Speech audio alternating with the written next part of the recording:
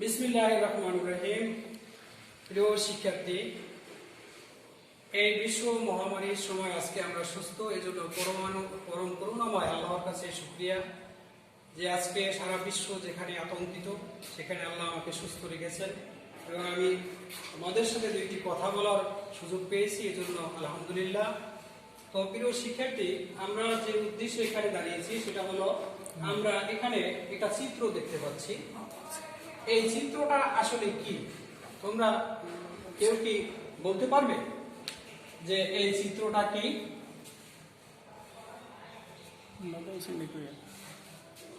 এই চিত্রটা আসলে কি? তাহলে আমরা এখানে যে বিষয়টা নিয়ে বলবো, তাহলে এই চিত্রটাই আসলে আমরা কি দেখতে পাচ্ছি। তোমরা যে যেখানে আসো, যে অবস্থায় আসো, অবশ্যই মনোযোগী হবা আর মনোযোগ সহকারে এই ক্লাসগুলি গ্রহণ করার চেষ্টা করবা। কেননা এই মুহূর্তে আমাদের হাতে এর চেয়ে বড় আর কোনো অস্ত্র নাই যা দিয়ে আমরা তোমাদেরকে পাঠদান করতে পারি। সো সবাই একটু মনোযোগী হবা। এখানে আমরা যে চিত্রটা দেখতে পাচ্ছি, তাহলে চিত্রটা কিসের? এই চিত্রটা একটা ত্রিভুজের চিত্র। এই চিত্রের ভিতরে কোণ বেদে ত্রিভুজ আছে, বাহু বেদে ত্রিভুজ আছে। সো আমরা এখানে যেটা দেখতে পাচ্ছি এটা একটা কোণ বেদে ত্রিভুজের ভিতরে পড়ে, আর কোণ বেদে ত্রিভুজের ভিতরে এই কোণটা হলো এখানে সমকোণ।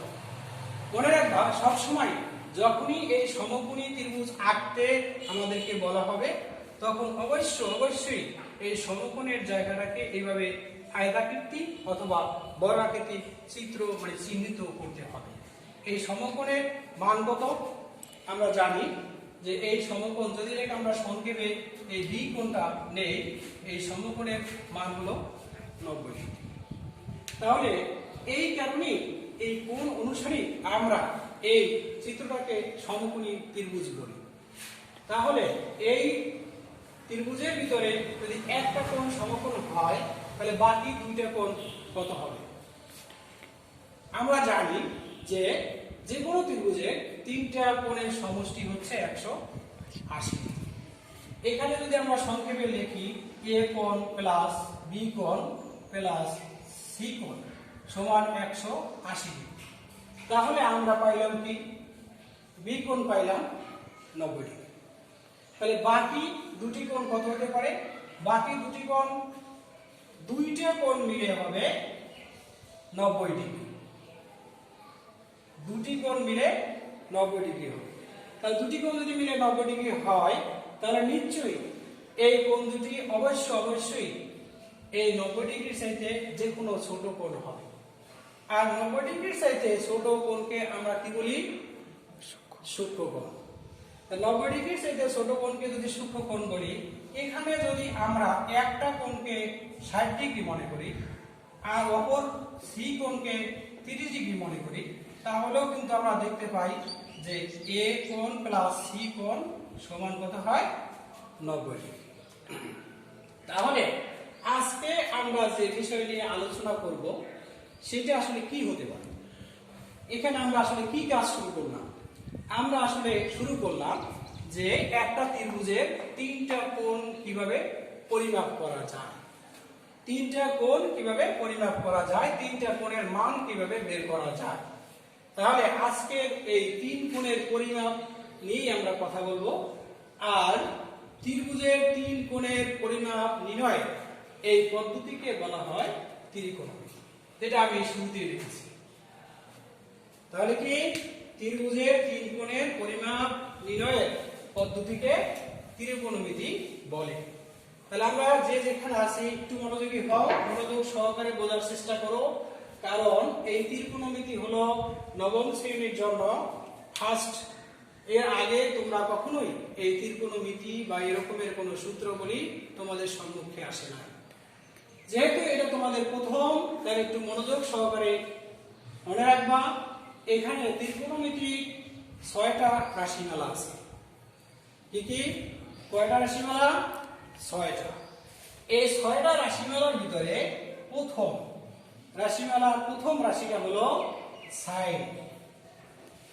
এ সাইন এন, সংক্ষেপে আমরা সাইন বলি, কিন্তু উচ্চারণ করার সময় আমরা এটাকে সাইনেট বলবো। আর আমরা ব্যবহারের সুবিধার্থে এটাকে শর্ট করে উচ্চারণের সুবিধার্থে কাজের সুবিধার্থে আমরা এটাকে সাইন বলি। এইখানে আমরা দেখতে পাচ্ছি যে একটা সূক্ষ্মকোণ আমরা ব্যবহার করছি থিটা। এই যে থিটা শব্দটা ব্যবহার করছি, এই থিটার মান কখনো 30 ডিগ্রি হতে পারে, 45 ডিগ্রি হতে পারে, 15 ডিগ্রি হতে পারে, 35 ডিগ্রি হতে পারে, যে কোনো মানে হতে পারে। অবশ্যই এটা 90 ডিগ্রি থেকে সবসময় ছোট হবে।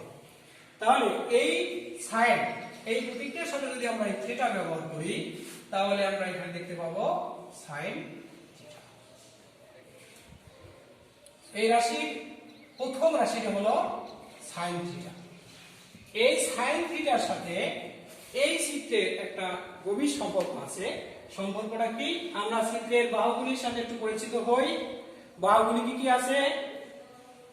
এইখানে আমরা এই বিসি বাহুটাকে যদি দেখি, বিসি বাহু, এই বিসি বাহুটাকে লেখা হয় সন্নিহিত বাহু অথবা শয়ন রেখা। সন্নিহিত বাহু অথবা শয়ন রেখা। আর আমরা ব্যবহারের জন্য যেটা বলি সেটা হলো ভূমি। আমরা বেশিরভাগ এটাই উচ্চারিত করবো তাদের সুবিধার্থে যে ভূমি। আর একটা বাহু আছে যেটা দণ্ডায়মান আছে, এই দণ্ডায়মান রেখা। এটাকে দণ্ডায়মান রেখা না বলে আমরা ব্যবহারের সুবিধার্থে বলি, উচ্চারণের সুবিধার্থে বলি লম্ব। অপরদিকে আর একটা রেখা আছে যেটা হলো ওইখানেই লেখা আছে যে বিপরীত বাহু। বিপরীত বাহু মূলত কার বিপরীত? যেহেতু এখানে এই ত্রিভুজটা ব্যবহৃত হচ্ছে সমকোণ, এখানে আমরা বলছি সমকোণী ত্রিভুজ, তাহলে সমকোণের বিপরীত বাহু আমরা এটা কাজের সুবিধাতে ব্যবহারের সুবিধাতে আমরা বলি অতিভুজ। তাহলে তিনটে বাহুর সাথে আমরা পরিচিত হলাম। কি কি কি কি পরিচিত হলাম? কি কি বাহু পাইলাম? লম্ব, ভূমি, অতিভুজ, অথবা লম্ব, সন্নিহিত বাহু বা বিপরীত বাহু। তাহলে এই বাহুগুলির সাথে এই সাইনের একটা সম্পর্ক আছে। কি সম্পর্ক? সাইন থিটা সমান আমরা লিখতে পারি যে এই লম্ব বাই অতিভুজ। লম্ব বাই অতিভুজ। তেমনি 2 নাম্বার আছে cos থিটা। এই cos থিটা সমান আবার এখান থেকে লেখা যায় যে ভূমি বাই অতিভুজ। কি? ভূমি বাই অতিভুজ। 3 নাম্বার আছে tan থিটা। তাহলে tan থিটা সমান লেখা যায় লম্ব বাই ভূমি। লম্ব বাই ভূমি। এবারে 4 নাম্বার আছে cot থিটা। cot থিটা, তাহলে cot থিটা সমান লেখা যায়, এটার বিপরীতে লেখা যায়, এটার বিপরীত। এটার বিপরীত করলে আমরা কি পাবো?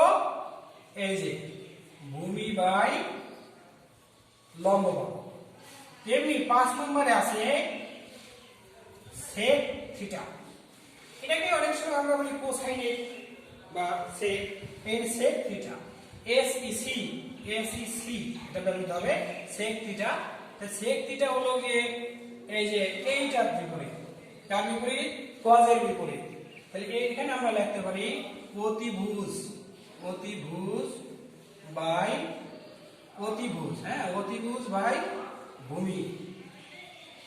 অতিভুজ বাই ভূমি। আর একটা আছে 6 নাম্বার। 6 নম্বরে হলো কোসেক থিটা। এই কোসেক থিটা সমান এটার বিপরীত। এটার বিপরীত লিখতে পারি। তাহলে আমরা কি লিখবো? অতিভুজ বাই লম্ব। অতিভুজ বাই লম্ব। তাহলে আমরা এই 6টা রাশির পরিচয় পাইলাম, যেটা দিয়ে আমরা ত্রিকোণমিতি অর্থাৎ কোন ত্রিভুজের কোণের পরিমাপগুলি নির্ণয় করব। আর কোণের পরিমাপগুলি নির্ণয় করার পদ্ধতিকে ত্রিকোণমিতি বলে আমরা ফার্স্টে বলছিলাম। সো এখানে যে 6টা রাশি আমরা পাইলাম, এই 6টা রাশির উচ্চারণগুলি আবার একটু মনোযোগ সহকারে সবাই একটু শিখে নেই। কেননা এই উচ্চারণগুলি যদি একটু হেঁটে হয় তখন যেমন শুনতেও ভালো লাগবে না, আবার বলতেও ভালো লাগবে না, মনেও থাকবে না। তাহলে একটু সবাই মনোযোগী হই এবং মনোযোগ সহকারে উচ্চারণগুলি শোনার চেষ্টা করি। এখানে ফার্স্টে আমরা কি বলবো? সাইন। 2 নম্বরে কি বলবো? cos theta. তারপর 3 নম্বরে tan থিটা। 4 নম্বরে cot থিটা। 5 নম্বরে sec থিটা। 6 নম্বরে কি বলবো? cosec theta. তাহলে এর সম্পর্কগুলি কি? সাইন থিটা সমান কি রাখো? লম্ব বাই অতিভুজ। বা কখনো কখনো এরকম লেখা থাকতে পারে যে লম্ব বাই বিপরীত বাহু। বিপরীত বাহু বলতে অতিভুজ বোঝায়। তেমনি cos থিটা সমান আমরা লিখতে পারি ভূমি বাই অতিভুজ। tan থিটা লম্ব বাই ভূমি, cot থিটা ভূমি বাই লম্ব, sec থিটা অতিভুজ বাই ভূমি, cosec থিটা অতিভুজ বাই লম্ব।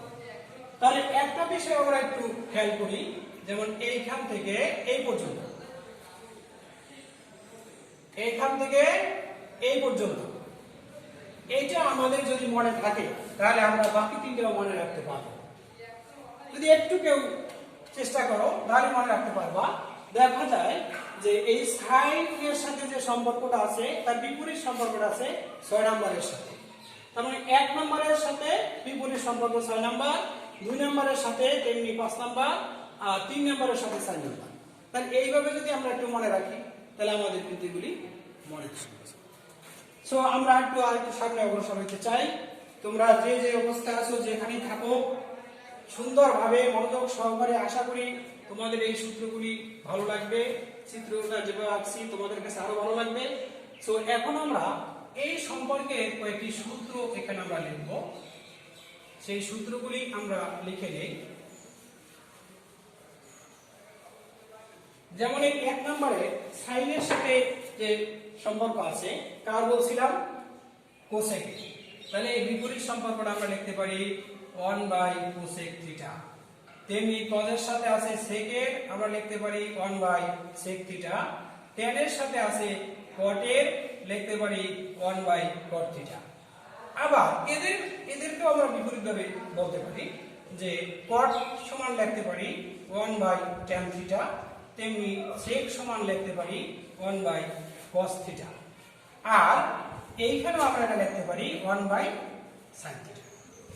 এখানে আসলে এই সূত্রগুলোর ভিতরে কিন্তু একটা ছন্দ আছে। যেমন আমি ফার্স্টে বলছিলাম তোমাদেরকে যে যদি আমরা 3টে সূত্রকে মনে রাখি তাহলে বাকিগুলো কিন্তু আমাদের কাছে অটোমেটিক্যালি চলে আসছে, কারণ এদের বিপরীত সম্পর্কে এরা জড়িয়ে আছে। এই পর্যন্ত আসার পরে কিন্তু আবার যদি ফিগারটাকে আমরা চেঞ্জ করে দিই তাহলে কিন্তু আবার এইগুলি আবার উল্টো হয়ে যাচ্ছে। প্রত্যেকটাই কিন্তু আবার এখানে এসে উল্টো হয়ে যাচ্ছে, এখানে এসে উল্টো হয়ে যাচ্ছে। এই হিসেবে এই 6টা সূত্র কিন্তু মনে রাখাই যায়।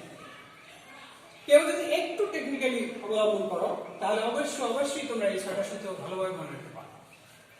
আর এই ত্রিকোণমিতিক অধ্যায়ে ফার্স্টে তোমাদের এই কাজটুকুই সাধারণত করতে হবে। যেহেতু এই কাজে এই সূত্র মনে করতে পারলে, লিখতে পারলে, তাহলে আমরা এই কোণগুলির পরিমাপ নির্ণয় করতে পারবো, এই অধ্যায়ের কাজগুলি আমরা করতে পারবো। আশা করি তোমরা যে যেখানে যে অবস্থায় আছো সবাই ভালো থাকো, সুস্থ থাকো এবং সুন্দরভাবে নিয়মিত আমাদের যে অনলাইনে আমরা যে ক্লাসগুলি তোমাদের জন্য পাঠাচ্ছি, বিভিন্ন টিচার বিভিন্নভাবে তোমাদের সহযোগিতার জন্য এই ক্লাসগুলি করছে। সো তোমরা যেখানে আছো, যে অবস্থায় আছো, এই ক্লাসগুলিতে মনোযোগী হও। আশা করি তোমাদের ভবিষ্যৎ ভালো হবে। আর এই বিশ্ব মহামারীর সময় সবাই মাস্ক ব্যবহার করবা, বাসায় থাকবা এবং সুন্দরভাবে সুষ্ঠুভাবে সুস্থ থাকবা, যাতে করে তোমাদের এই বিশ্ব মহামারী থেকে আমরা কিছুটা মুক্তি পেতে পারি। এরকম অবস্থায় থাকবা। সকলকে ধন্যবাদ। আল্লাহ হাফেজ।